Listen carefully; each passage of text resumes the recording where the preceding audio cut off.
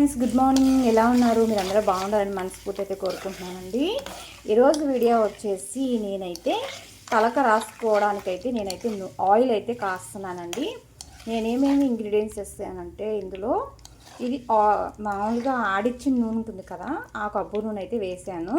But ఇందులో 1 spoon మెంతులు వేసానండి. కరివేపాకు గుప్పుడైతే తీసుకున్నాను. ఆయిల్ అయితే కాస్తున్నాను అనమాట. మనకి గ్రీన్ కలర్ వచ్చిందనుకోండి స్టవ్ ఆఫ్ చేసేయచ్చు. మరీ అంత మార్చేయకుండా జస్ట్ గ్రీన్ కలర్లో వస్తుందండి ఆయిల్. అప్పుడైతే మనం స్టవ్ ఆఫ్ చేసేసుకోవచ్చు. ఒక 10 మినిట్స్ ఇలా మరిగించామనుకోండి, కరివేపాకులో ఉన్న అన్ని విటమిన్స్ అయితే మనకి పుష్కలంగా అందుతాయండి. జుట్టుకి అయితే చాలా బాగుంటుంది, బ్లాక్గా ఉంటుంది.